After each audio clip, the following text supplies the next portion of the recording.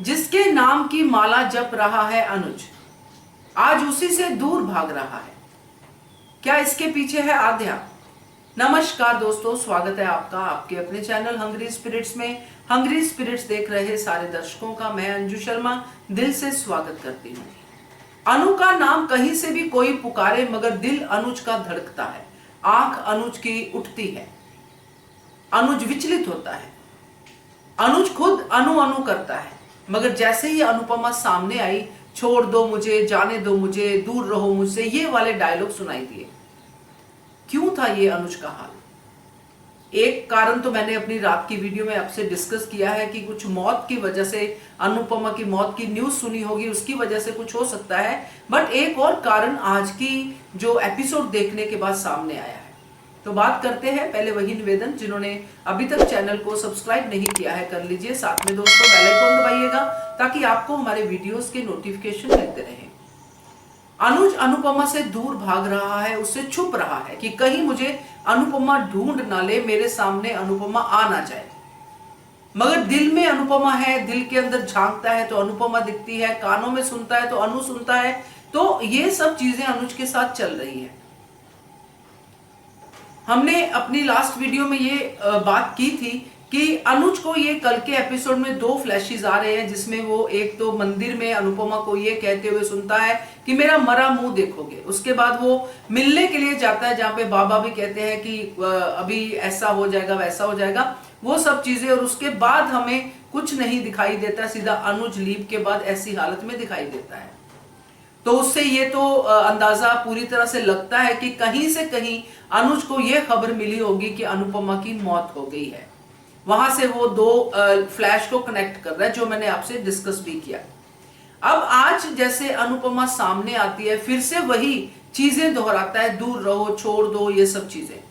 तो अगर उन्हीं 6 महीने के बाद के पीरियड में जाएं जहां पे अनुज आद्या को ढूंढने के लिए गया था, तो जो मुझे लगता है वो इस तरह से लगता है क्योंकि आद्या मुंह फट है। आद्या अपने इमोशंस को फटाफट से कह देती है, उसको बिल्कुल परवाह नहीं रहती है, जो हमने आद्या को देखा है। अब आद्या का भी लीव के बाद क्या हाल है वो नहीं पता, बट जो देखा था उसके ऊपर बात करते हैं। उसने अनुपमा को भी बहुत भला बुरा कहा, बहुत गंदा से गंदा ट्रीट किया, जो कभी कोई सपने में भी नहीं सोच सकता कि कोई बच्चा 13 साल का इतनी बड़ी बड़ी बातें अपनी मां को बोल सकता है।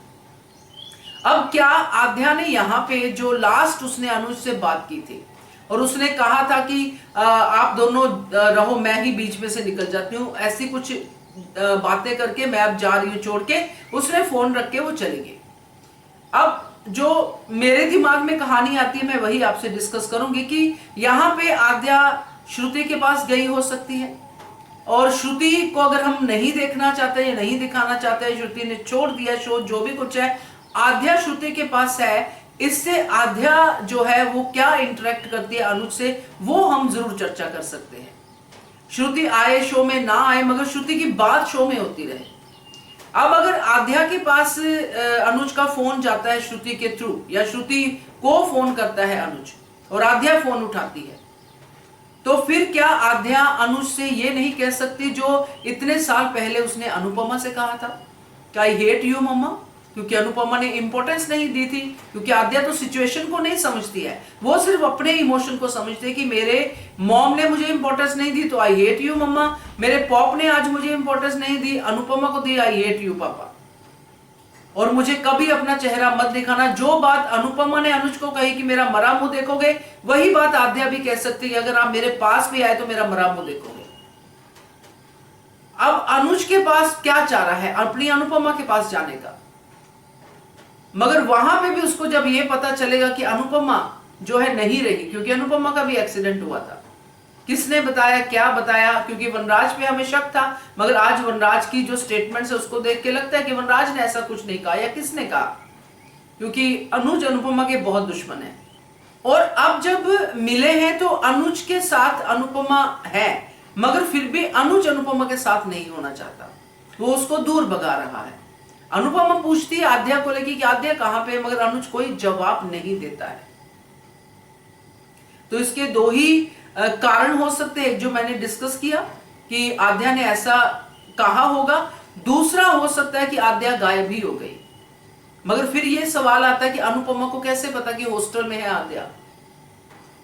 तो जहां तक मुझे लगता है कि आद्या है, और आद्या ने अनुज को वही कहा है जो 5 साल पहले अनुपमा को कहा था, इसलिए अनुपमा का दर्द भी अनुज को महसूस हुआ कि क्या लगता है, कैसा लगता है जब अपनी ही बच्ची आपके मुंह पे आई हेट यू पापा कहती है और मेरा मरा मुंह देखो ऐसी वाली बातें करती है।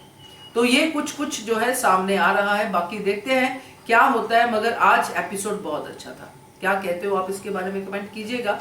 देखते रहिए channel hungry spirits. Thank you so much. Subscribe to our channel by clicking the subscribe button. Click the bell button and enjoy the latest uploads from our channel.